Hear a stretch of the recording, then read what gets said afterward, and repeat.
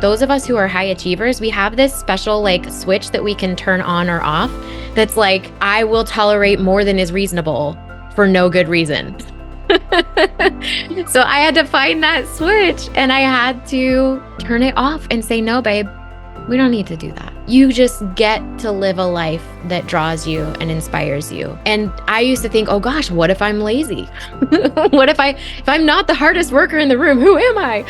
And it's like, well, have you met you? You're not gonna be lazy. Like, that's not part of your fabric. You enjoy working. You enjoy, doing hard things. Let's ratchet that back to only the hard things that are good for you.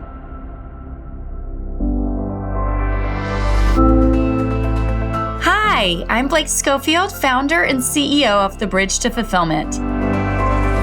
Mom to 3, USA Today top 10 professional coach, and former corporate executive who got tired of sacrificing my life for a comfortable paycheck. My mission is to expand perspectives to achieve greater impact at home and work without sacrifice. This is The Bridge to Fulfillment.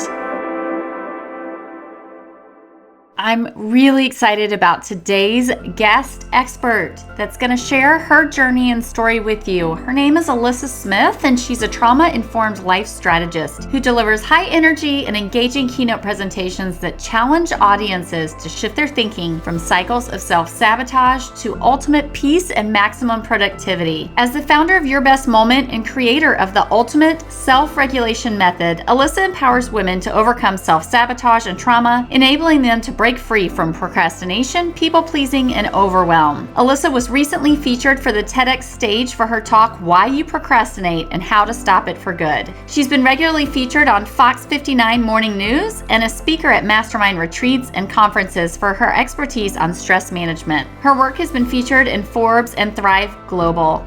I loved the energy Elyssa brought to this conversation. We covered so many topics, including procrastination, perfectionism, things that stop high achievers from actually living the truly fulfilling lives with impact that they want. And I'm so excited for you to be able to learn, not just from her journey, her perspective and the ways of which she studied these topics, but also be given real, simple, easy, practical tools to apply to your life today. And so without further ado, please welcome Elyssa to The Bridge to Fulfillment. All right, Elyssa, welcome to The Bridge to Fulfillment. I'm so excited to have this conversation with you today. Thank you so much for having me. I'm really excited to speak with you. Me too. I already feel like there's such good energy that obviously the audience never knows what sort of happens in the moments before we start. But I think both of us are like, okay, let's just start recording. So yeah, dive in quick. Get the gems recorded. So I'm going to let you kind of start and kick it off with our audience. Can you share a little bit about yourself, your background, and how you ended up in this work? Because the topic we're going to talk about today, for those of you guys listening, is really powerful. And so I encourage you to make sure that you have the time and focus to listen to what we're going to share today. Absolutely. And it's, so the way that I got to where I am is very much, as I think with most of us, it's rooted in my own journey and what the hardships were and how that sort of shaped me and the decisions that I made based on factors that some of them I knew were having an influence on me, and some of them I had no idea it was influencing my decisions. Essentially, I started off, just good old homegrown Indiana farm girl. My job was to make everybody else happy. And, I went through school. I was the straight A student. I was kind of the hero child in the family. And I didn't know that there was a problem with any of that until I hit this sort of like abrupt stop with anxiety and depression and things like this right after college. And I really had this sense when I was living out on my own, like, I don't know who I am. And that started me into therapy. It started me into trying to understand like self-development and self-improvement. And I had beliefs about myself that I didn't know were influencing so heavily the people I chose to spend time with, the people I chose to be in relationship with, the jobs that I chose, the sort of toxic atmospheres that I seemed to thrive in, because I had spent my whole life trying to know what you and everyone else around me needed in order to be happy so that I could have my needs met. And as most of us who've done any self-healing work know it doesn't really work like that. It's not like an I'll take care of you and you take care of me thing. It's like you end up resenting and you end up in this, you can end up in a really dark place. So that's where I was. Fast forward a few years, I found myself in a really toxic relationship with a newborn baby that I had gone through some like just maximum. No, I won't say that. I don't like to compare trauma, but I went through some serious trauma in the birth process with him. And then I also found myself hiding in all of my self-sabotage. And then I wanted to study it. And I was becoming a life coach at that time in my life. It was about 10 years ago. And then I realized, okay, if I could find my way out, maybe I could help other people find their way out of all the coping mechanisms and the trauma and the sabotage. In a nutshell, that's how I got to doing what I do. So good. There's so many places I want to go, and I'm going to try and go backwards and then come back. And that's just fine. Won't miss any of the good stuff. You describing your childhood, I think, really hits home for me and probably will hit home for a lot of the people listening. I, like you, I would say I was the one that was always trying to make sure everyone in my family got along. And I spent a lot of time taking care of people. And I think those of us who value relationships and value helping people often don't see the level of challenge that we have in our own lives because our entire focus is on everyone else. And I think often we've been rewarded for focusing on everyone else. And in some cases, like made to believe that it's selfish to take care of yourself. I think it's really interesting to hear your journey. It's a journey I went on myself and then began to see the layers and layers and layers of where I had abdicated my needs or what I wanted for everyone else without even understanding it, because I just thought that was part of what made me a good person. That was the way that it was. And I think also those of us that focus so much on making other people happy, to your point, we're actually taking responsibility for other people's feelings or their own personal journey. And often those people around us don't want to take responsibility for their own journey. I really had to learn that you can't save anyone who doesn't want to save themselves. You can't help anyone who doesn't want to help themselves. And I know we're going to dive deeper into procrastination and self-sabotage, but I think this is a really important thing to discuss because for me and for so many of my clients and so many people I see, they think that this behavior is actually integral to who they are and why they're a good person and how they function in the world, that it's hard to actually see that compassion, that empathy, that desire to help people can be taken to an extreme where it actually is really harmful for you. And so I'm interested to hear your perspective on how did you come to that conclusion yourself? And how would you share that with somebody today who is spending so much time and energy helping people that that's a huge part of how they see themselves, but maybe they've been going through cycles of burnout or exhaustion or procrastination. They're not as fulfilled as they want to be.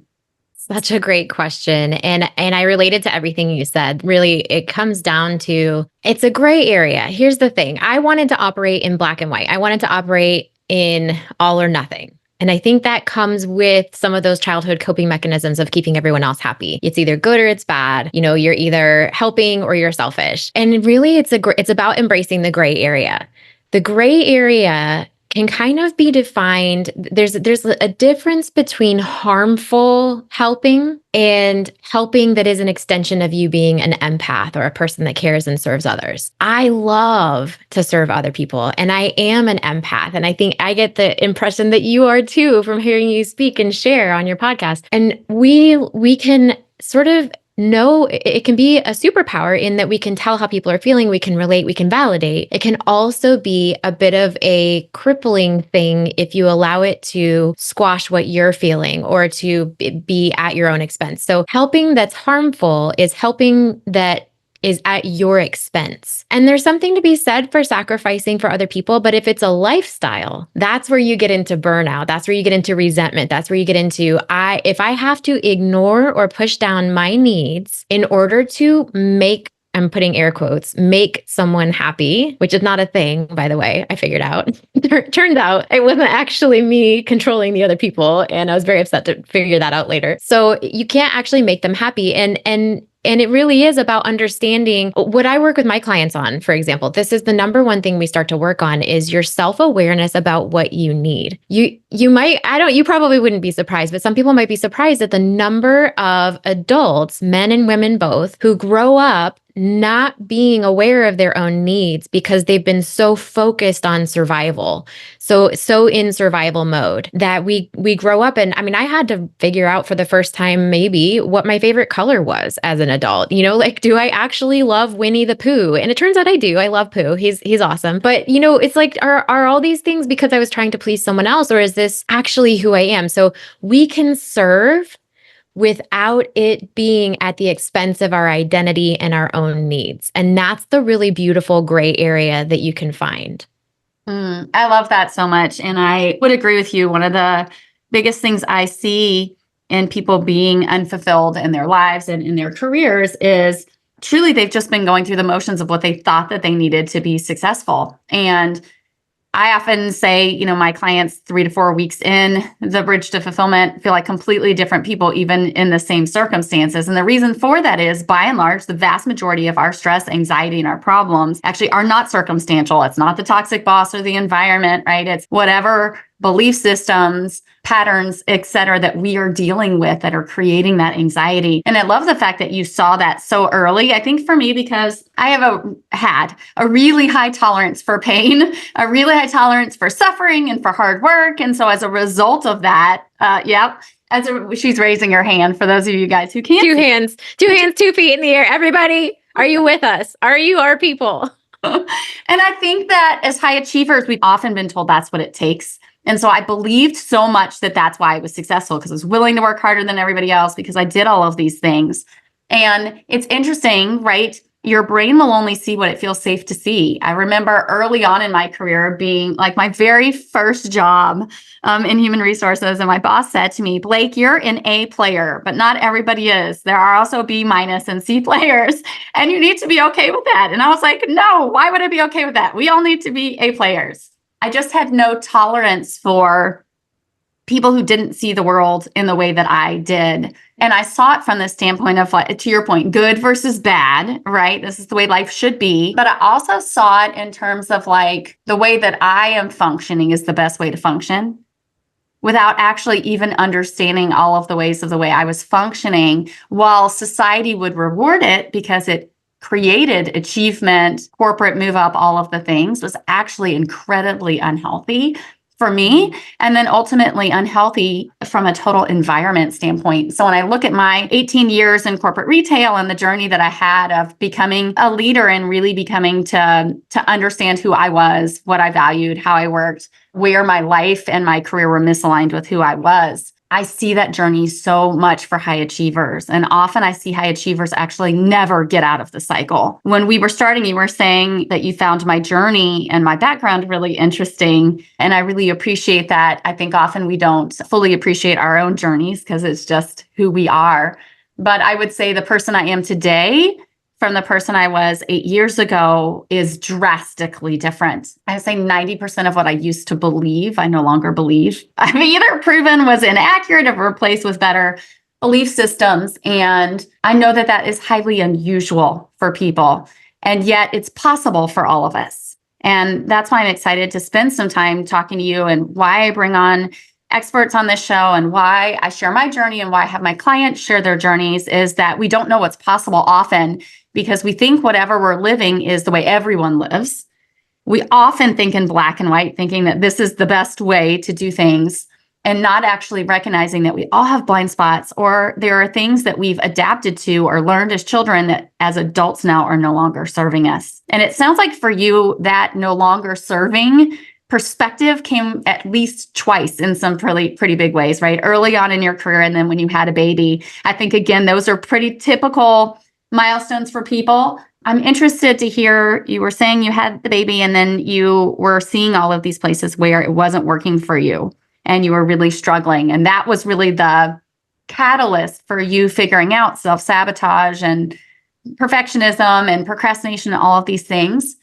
I would love to hear a little bit about what were the things you were actually experiencing, because like I said, most of us, I think, don't even understand the ways of which the things we think are working for us maybe actually are working against us, until we can see and hear them in somebody else and go, oh, that's me.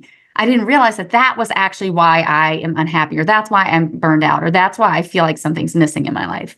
100%. Gosh, I so appreciate this question. Going back to the high pain tolerance, if you learned as a child, so I now know that there is brain science behind this, right? When I was going through the thick of my like spider web of just like so much stuff that just felt like it was going to take me under around that time 10 years ago, I didn't know the brain science behind any of it. And I certainly had never heard about trauma in a way that I thought it applied to me. And so I thought like I had an idyllic childhood, like, I my parents are still together. For some reason, I thought that if your parents are still together, that's like the magic key, like that, that you didn't have any problems growing up. Because I had so much compassion on my friends with divorced parents and extra families and stuff. And it's like, so I had all these really interesting black and white ways of looking at everything that was like, I'm doing air quotes again, should be okay. And you should be able to handle this. What I realized in hindsight is that the things that I thought I just needed to handle more pain from, like the relationship I was in, like the medical trauma that I was enduring after the birth of my son. We up and moved from my home state to go live just outside New York City. I had to learn the subways with a baby on my back and carrying the baby carriage. And I had this medical trauma that caused it to happen that when I would walk more than about 10 yards, my knees would swell up the size of melons. I had some joint issues that I didn't know about until all this happened. And so I was just physically in pain and emotionally in pain and just really thought that the reason I was hurting so bad is because I should be able to handle it better. And that mentality is what I learned in order to cope with a dysfunctional childhood. There's not a person among us that has not had some dysfunction in childhood, but I thought I was the one. I thought I was the person that had not had any issues. And therefore, do you hear all the shoulds? I just lived my life with shoulds. So when I got spoken to in a way that I would now classify as abusive, when I got treated in a way by bosses and by other people that is just not acceptable, nothing that I would tolerate now. I thought, okay, this is what everyone deals with. And, marriage is just hard, or working for a boss is just hard, or having a baby is just hard. And you just have to deal with it. But I remember sitting on the floor one day next to my probably 4 or 5 month old son. And I just remember thinking, it feels so dark that it feels like, and for me, my faith has always been a big part of my life. I feel so dark. I feel like God can see me and doesn't care. And that for me was like a rock bottom because I was in a tunnel that I could not see a light at the end of. I knew I wasn't going to end things for myself, but it was at the point where I didn't know what else was going to happen. So I just decided if I find a way out, I'm going to make a map for other people coming after me because there is no way I'm wasting any of these tears, any of this pain. And so then as I left that toxic relationship, as I started to try and figure out, is it possible to live without tolerating all this pain? Is there a life that exists where it's not just dependent on me being able to handle more and more and more and more and be stronger and stronger and stronger and stronger? And I'm not saying don't be resilient. We all need resilience, but those of us who are high achievers, we have this special like switch that we can turn on or off. That's like, I will tolerate more than is reasonable for no good reason. So I had to find that switch and I had to turn it off and say, no, babe, we don't need to do that. You just get to live a life that draws you and inspires you. And I used to think, oh gosh, what if I'm lazy? What if I'm not the hardest worker in the room, who am I? And it's like, well, have you met you? You're not going to be lazy. Like that's not part of your fabric. You enjoy working. You enjoy, doing hard things. Let's ratchet that back to only the hard things that are good for you. And just one sidebar on this. I love the perspective that there are two kinds of pain. There's one kind of pain that causes injury and damage. And this is true in sports. I've always been kind of an athlete. Like it's true in sports, it's true emotionally, it's true in relationships. It's true in resilience training. It can be really damaging and cause an injury of some sort. There's another kind of pain that strengthens you. That's where you get like sore muscles that grow back stronger and a relationship gap that you repair with the person in an empathetic, mutual way that makes the relationship unstoppable. And so I started to be able to tell the difference between the pain that I should always thought that I should be able to handle, which is the injury type pain, the damage pain, and decide to kind of steer clear of that. And I only started going toward inspiration and healthy things and pain that would strengthen me actually, that would actually build me up. And so knowing the difference between those two types of pain has been everything for me as a high achiever. Because the question isn't, can we tolerate pain? The question is, can we tell the difference between pain that strengthens and pain that damages?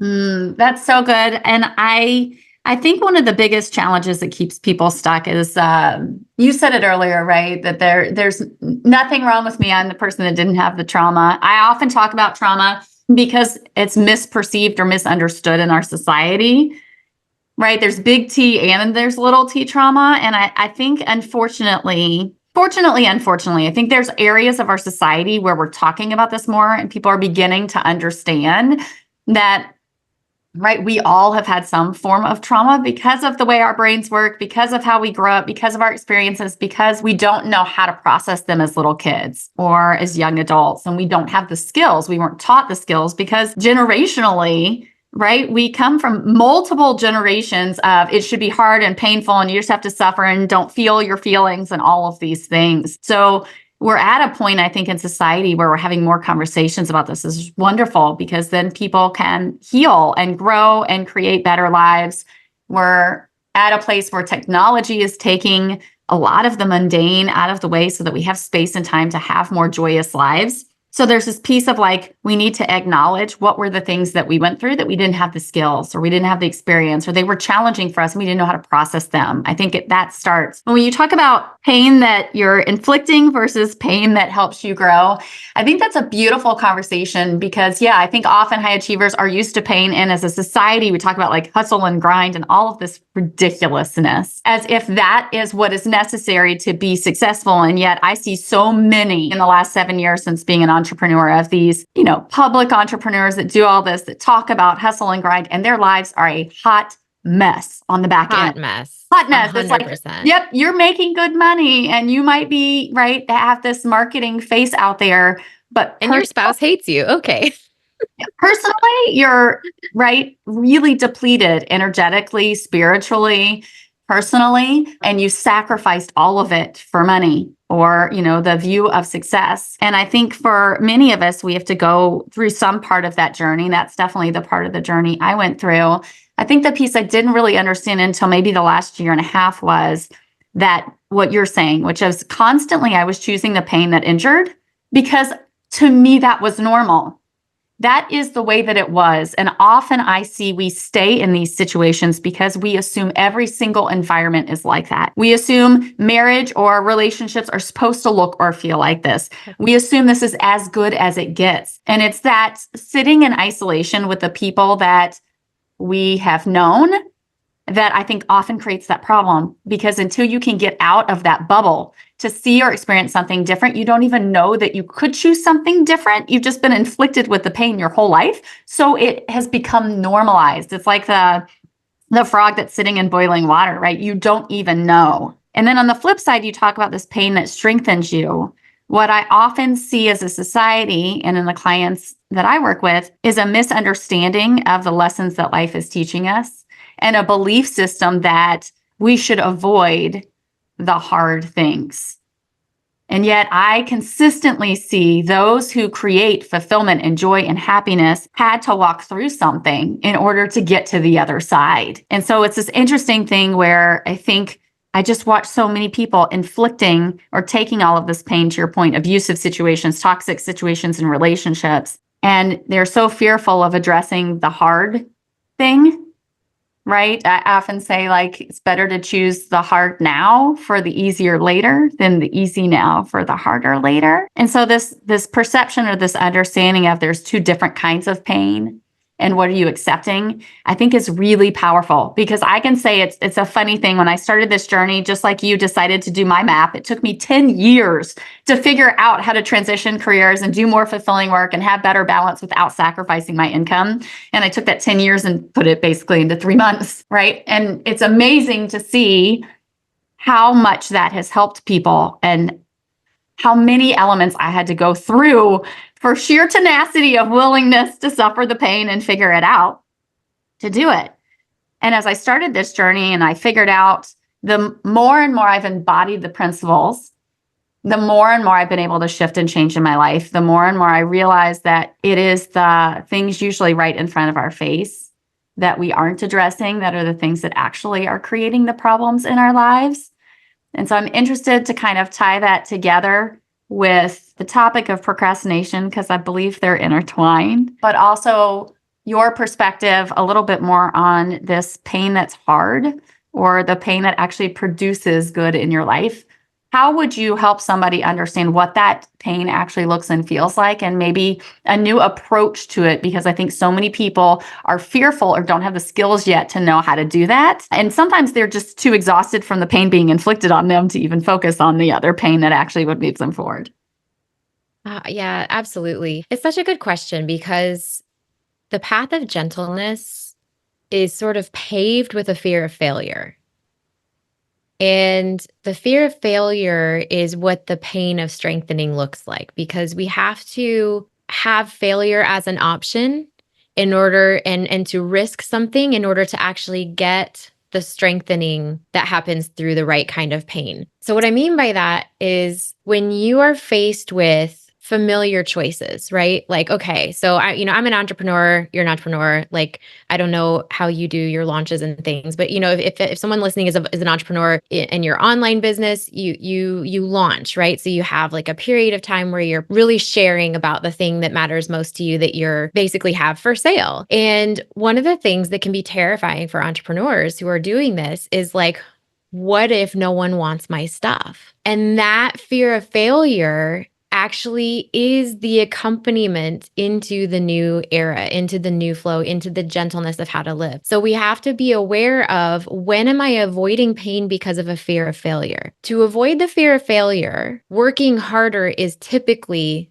the way that, and working in a familiar area is typically the way that we go. And what I've found is that in this new life that I've built for myself and my son, and we have freedom, and I speak places, and I get to be on cool podcasts like this, and like, just, I get to do everything I love now in my life. And the income comes in, and it's like, okay, and I'm building a team. It's like all these different amazing things, but not a single one of those things would have happened if I hadn't sat in a Target store on a Tuesday afternoon, trying to figure out how big of a suitcase I needed to pack in order to leave this relationship with my baby in the baby carriage next to me. That was a terrifying moment because I failed at this relationship. This is kind of what it felt like. I don't know how to explain this. I could be wrong about this. Maybe I should try again. But you know what? I had tried and tried and tried and tried and tried and tried and tried. I had done the complete, Elyssa Smith, rendition of being the hardest worker in the room at this one thing. And I needed to have a change. And so when the pain of staying the same finally becomes greater of the pain of change, right? We all know this saying. Then we can face the unknown with the fear of failure accompanying us and move toward what our soul is calling for. But it really has to come after you take a beat. You have to take a breath. You have to land for a second.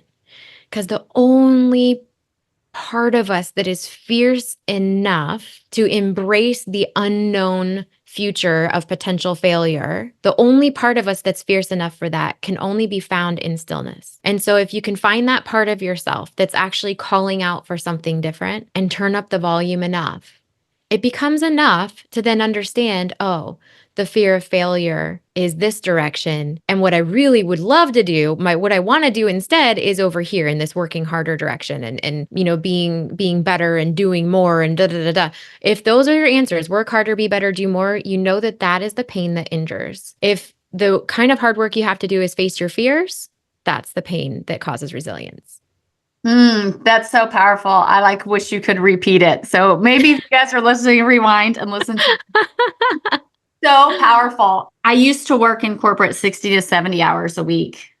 I've been working 15 to 20 in my business for several years now. And so much more fulfilled, so much better balance, so much bigger impact as a result of being in alignment and understanding where to add value, where to put my time, and stop chasing doing more things, believing that will make me more successful or is necessary. This thing of I just keep working, I'll just keep working. And maybe the problem is me.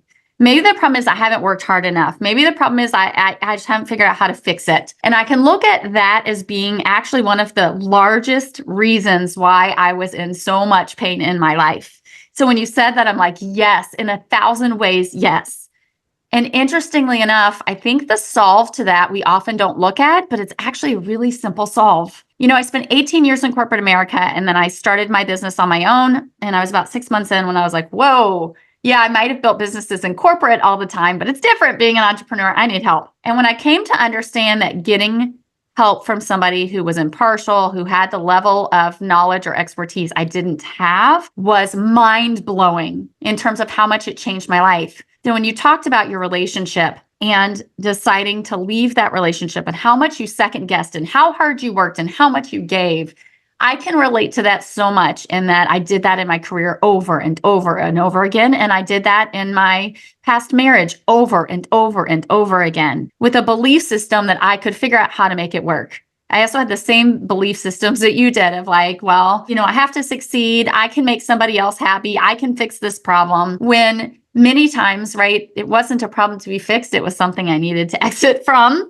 It was Yes. misaligned, or it was me needing to understand my needs and ask for those from somebody else, and then be able to gauge based on actions whether they actually were willing and capable to meet those needs versus a lot of assumption. And I look now and I think, wow, if somebody had really been in it with me with that 30,000 foot view and the understanding, they could have very easily said to me, hey, this ain't you. You've already done all of these things. Stop second guessing yourself. Stop doubting. Stop pushing for something that's clearly not right for you or not healthy for you. And so when you said that, I thought it's such a powerful thing. And I think most of us that are high achievers grow up believing that, many of us grow up believing that, you don't need help. You can figure it out on your own, all of these things. And I think that's often what keeps us trapped. So when you talked about that in your marriage, I just thought that was, or your relationship, I just thought that was really powerful, because it wasn't until I started getting that outside view and perspective that I started to be able to see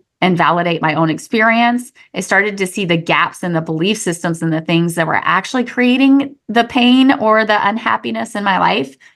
And I also think for most people that go through some of the toughest times, and that's what we talk about, right? The pain that actually strengthens you, we can often get really insular and only share it with people who actually are not impartial.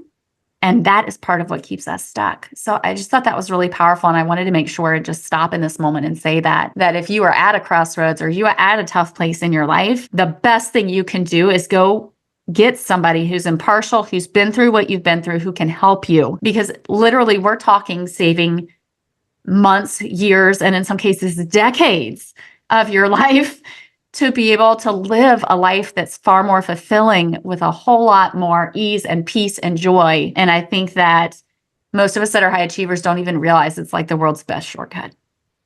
It really is. And I think the phrase that I always used to say is, I can take it. Like, I would be in these relationships where one person couldn't handle hardship, but I could. So I would always be the one that got the short end of the stick. I can take it.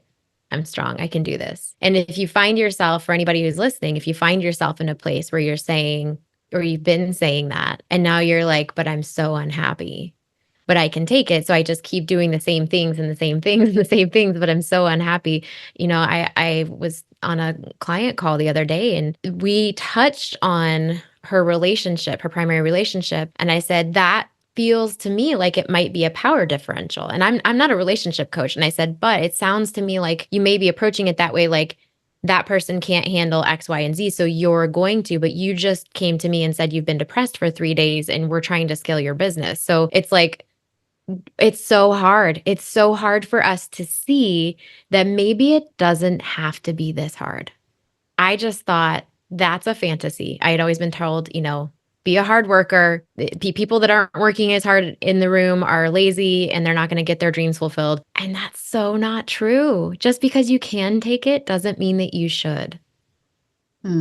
So powerful. And when you are a high achiever and you have high capability and you stop giving all of your energy and time and bandwidth to circumstances or people or relationships or things that are draining you, it is amazing to watch what can happen. Amazing. So speaking of, right, that sort of maybe dovetails us into how do we look at being productive while continuing to grow in our lives and our careers? I think often procrastination is such a commonly discussed thing. And I'm interested to hear your perspective because we haven't had this conversation yet. I think procrastination often can tell you one of two things, but I'm interested in what your perspective is on procrastination. How does somebody understand what procrastination that they're experiencing, what that's actually telling them, and what to do about it? Oh, so good. Thank you for the question. So, I actually did a TEDx talk recently specifically about how to stop yourself from procrastinating because the thing that most people don't know is that there is a specific, like you're talking about big T and little t trauma. And I needed a way to talk to people about a slightly even more hidden type of trauma. So, I've coined it tiny t trauma. And it is like, a subtext of the other two types of trauma. So just for anyone who's listening, big T trauma is anything that's a violent, big, an attack or a war or battle or violence, anything like that that leaves you significantly disturbed and big bad things that should never happen to anyone. And little T trauma, the way I would define it is it's smaller needs that are non-violent but still significantly disturbing, like needs that went unmet. So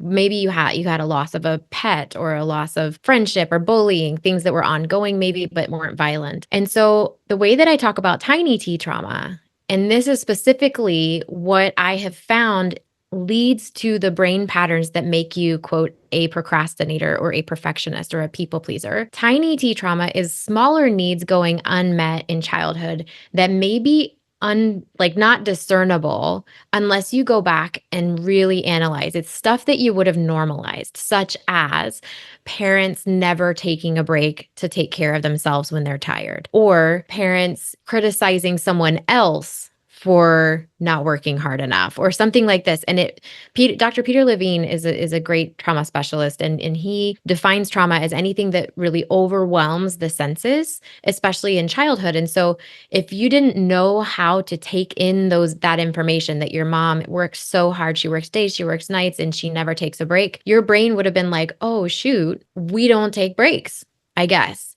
But that doesn't seem safe. So what kind of coping mechanism are we coming up with to combat that? Because our needs aren't getting met if we're doing that. So fast forward to adulthood, for most people that consider themselves to be procrastinators, there is some sort of underlying tiny T trauma that goes with that. And it takes kind of having that objective set of eyes on their life to really figure out, like, where did this start? So and the way that you can tell if it's actually sort of a chronic thing, because there's no such thing as a personality that's perfectionist or a people pleaser or a procrastinator personality. Those are all three coping mechanisms. And they're things that we get praised for, by the way, because you don't probably know a procrastinator who doesn't do fantastic work under pressure. If your badge is I'm a procrastinator, you're like, I do my best work under pressure. But here's the deal. When you are using those coping mechanisms, it's a sign that you're in survival mode doing whatever you're doing. And survival mode is caused by a little part of the right brain that I like to call the survival brain. When it takes over, your left brain, which is in charge of your logical, higher level thinking, decision making skills, it goes a little bit offline. It just sits in the back burner for a minute because it thinks you're going to die. Your right brain is very much like black and white. It's like, okay, we feel stress. It doesn't know that you're only 5 minutes late for a meeting and that you're not actually being chased by a wild animal. It doesn't know the difference. So it's like, digestive system offline, reproductive system offline, higher level thinking, take a back seat. It's like taking over, like military takeover inside your brain every time you're stressed. So if you have natural, coping mechanisms that were formed in childhood that are sabotagey, which most of us do, then those are your signs that you're in survival mode. Guess what you can't do in survival mode? As a procrastinator, even when you think you're doing your best work, you can't do your best work. We've never seen your best work. Your best work will happen when you have all of your faculties at your disposal, which doesn't happen when you're in survival mode. So essentially, procrastination is a sign that your brain feels unsafe and that there's something that it's scared of and something that makes it think you're going to die. And you have to get to the bottom of what those original roots were so that you can actually operate free. I've seen so many people get freed from procrastination in that they come to me, they're high achievers, like building a business, whatever, but I know what to do and I can't make myself do it, right? And so then we go back and we unravel the tiny T traumas or maybe a big T trauma that their brain normalized, God bless it. Like that's what our brains do. It makes trauma seem normal. And then they're like, "Oh my gosh, I don't have any resistance to getting this project done early. I'm going to go plan a trip with my kids," or it's like there's so much beauty and inspiration that lies in a life that's not driven by sabotage. That's so good. For me, I was never really a procrastinator, but I definitely learned to perform well under pressure for sure. And it's taken me years of doing this work to realize how much of my life was in survival mode and that almost all of us are like that unless you really do the work to get out of it. I love what you're saying about you haven't even seen your best work yet. I think that's really powerful, especially for high achievers who believe that all of these things that they have done to adapt to quote unquote be successful in the world actually are adaptations, and it's a blunt force versus like you actually having everything available to you to create your best. It's a huge difference. I would also say it's interesting. I started out saying to you, I kind of have a perspective about what is perfectionism teaching you, or what is that procrastination teaching you? And I like to say, right, if you're a chronic procrastinator, I think to your point, most people just believe that's who I am, quote unquote. And I love you saying, no, that's not actually who you are. It's how you've learned to adapt. It's the same way if you're shy, if you're a perfectionist, these are not like, it's not like eye color. That's not who you are. It's how you've learned to adapt, which means you can change it, which is powerful. And so if it's a chronic thing that's where you are, I love what you're saying about understand you can change this. This is about experiences that you've had, belief systems that you've had, you can shift that. But I would also say that sometimes procrastination is your friend, meaning sometimes we have resistance to things because it's not the right next step, because we actually haven't figured out, or it's not far enough along for us to know that's the right thing to do. And being able to decipher and understand the difference between those two is an important nuance that I think you can only really begin to learn once you've done enough of the personal work to say, what are the patterns that normally stop me from doing things? And then what does it feel like when it's actually in alignment and easy and flow for me versus when I have resistance? And I share this because it is a journey. And my hope through the Bridge to Fulfillment is to be able to open those doors for people to understand they have power to create and change and really, truly, ultimately create the lives that they want. You can change almost everything about your life, and evidence of that. And that it's worth the journey, it's worth the work, because there's foundational elements of just clearing that. And then there's also the higher level, like how do you perform at your highest? For me, once I began to understand, when I face resistance, what is driving that resistance and what is it teaching me? So powerful, because I often see high achievers get where they get from force. And as a society, we push so much force. You just have to do it. Just push through it. Have self-discipline. If you don't feel like doing it, do it anyway. And in fact, sometimes when you don't feel like doing it, you really shouldn't do it. So I'm interested in your perspective. Have you also seen this nuance, and how would you help somebody be able to work through what is their procrastination actually teaching them? Absolutely. So tell me if this is throwing things off too much, but I actually would advocate that resistance to doing something is not necessarily always procrastination. I think that when you start this work, or when you're in this work of really understanding what's aligned for you and discerning opportunities rather than just being like, what's the hardest way I get there? Okay, done. That's it. Like I think you can relate to this.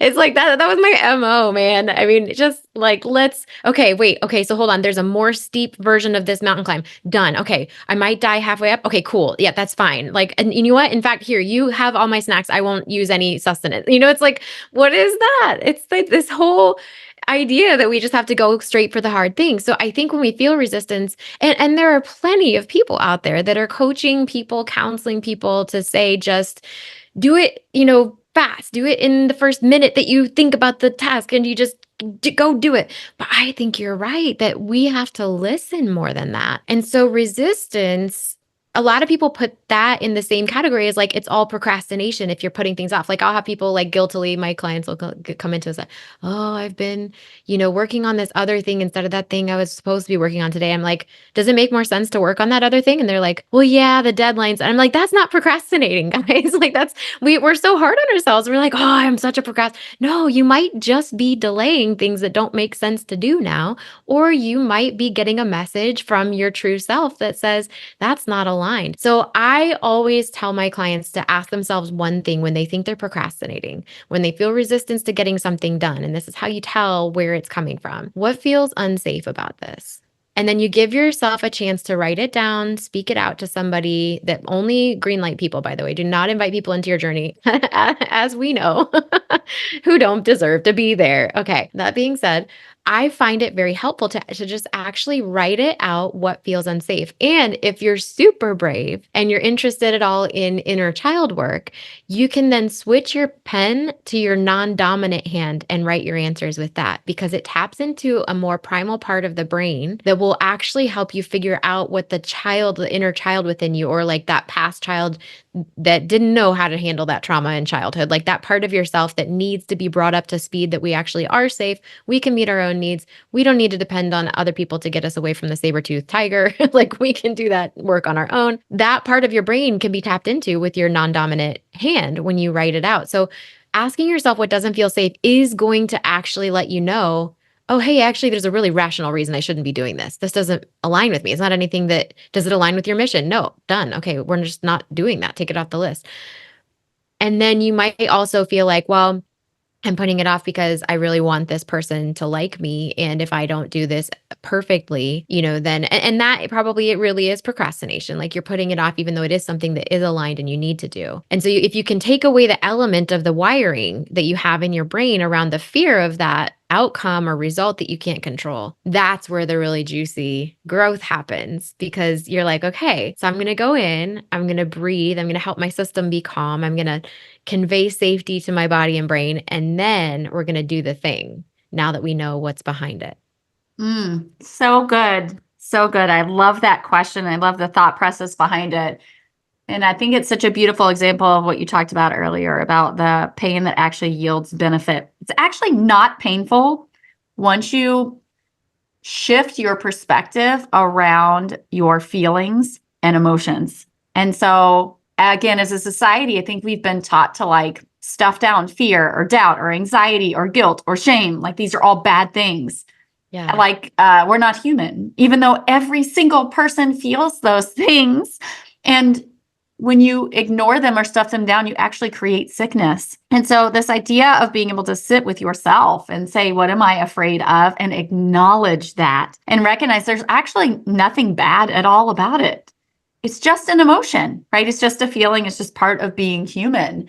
But to be able to acknowledge that, like, I am fearful of someone not liking me, and being able to sit and understand, I'll still be okay if this person doesn't like me. It removes this fear that actually has no strength or no power that you give if you don't examine it. And so there's a beauty even just in what you said about being able to examine, how am I feeling? And where's the truth or lack of truth in that? And how can I see my circumstances today as an adult who's safe and not going to be harmed, to shift those things? Huge, huge power in that. I cannot say it enough. I just think there are so many environments, especially from like a corporate standpoint, so many ways as a society of which we are very uncomfortable doing that. And we create it like it's this big, huge monster. And then we give it all this fear and all this time and all this energy. And that's actually what keeps us stuck. Like when you talked about your relationship, I bet you went through months or years of trying to make something work and ignore the very thing you knew internally, which is like, I'm really unhappy and this is not working, right? Because you didn't really want to deal with well, what happens if... How will people judge me if I actually leave this? Am I actually a failure? What if I can't ever make another relationship work? How will my child feel that, XYZ? And it was through actually allowing yourself to process and work through those fears that you can make the right decision for yourself, which had a far better outcome than you would have ever had otherwise. 100%.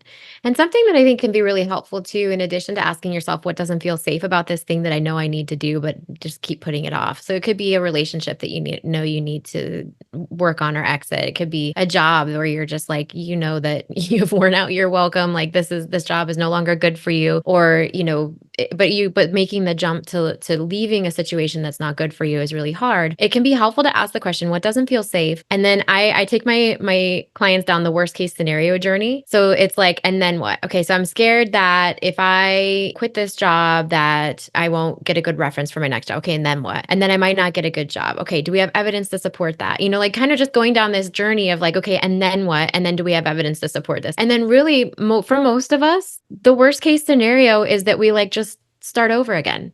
I mean, that sounds like terrifying and scary. And I've walked people through really hard times with this. But really, if that's the worst case scenario, like you're not going to be probably out on the street. You're not probably, like there are things that are going to come to your aid. Anyway, the worst case scenario thing could be actually really helpful to help you figure out, okay, what do I actually need to prepare for in order for my brain to feel safe?